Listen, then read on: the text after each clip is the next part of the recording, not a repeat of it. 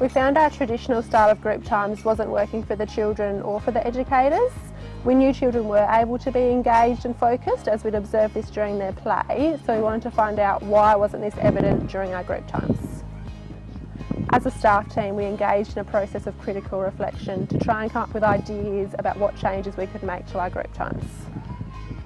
Our group times have now become our wondering times, where educators each offer an intentional provocation to the children.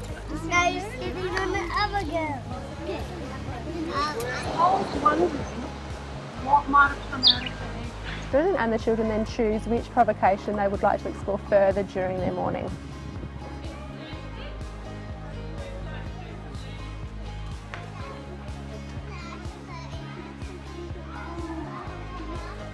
As a staff team, we knew it was going to be challenging to make this change to our routine, however we were really excited about the possibilities and where this might go.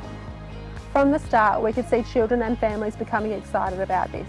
A great example is when one child brought in a bird's nest they'd found at home to share with others at kindy. This bird's nest then became an ongoing provocation for the children, and many people chose to join this wondering group week after week throughout the term. I've written Grace's story down. Shall I read it to you? She said, I found a nest on the road with my brother, and inside the nest was a little egg, and inside the egg was a duck. Yeah, and do you know what we said? We said, Grace, how did you know it was a duck? And she said she saw a little duck foot, like a little duck foot with little lines on it, coming out of the egg. So she knew it was a duck. And then it was hatching. It was hatching, Scarlett. That's right. Because in the storm last night, there was a nest that flowed down on the ground.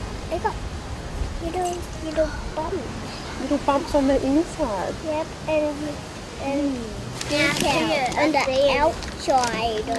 What's on the outside? Detail. Could you go and hold it next to it so we can see? Let's have a look at Christina's drawing.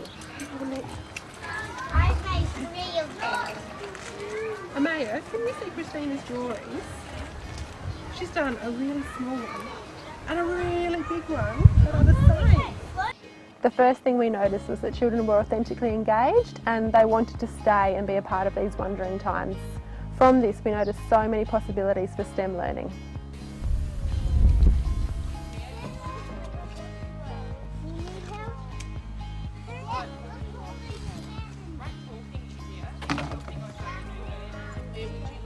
Okay, we've got the diagram, Liam. Tell us about your diagram.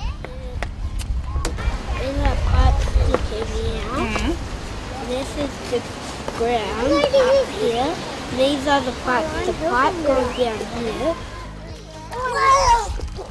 But that's very, very deep.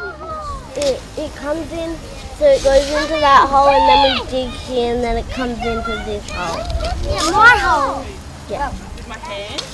You want me to make a narrow river or a wide river? A wide river. To go in there. Okay.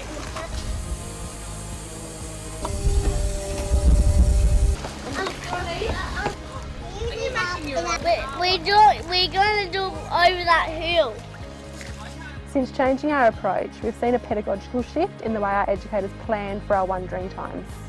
So who would like to have a try? Me. Heck no, not me. I do. I don't like I do. Onions make us quiet. I can stare at it for you. You can stare at it for me. What will happen, Rory? And we can notice why we stared at it too long of the onion. Nothing happened to me. Yes, we can notice that. That's good thinking. As a result, we are valuing where children want to take their own learning, and we are being responsive to children leading the learning. As a community, this has been so powerful. Do you want me to take a photo?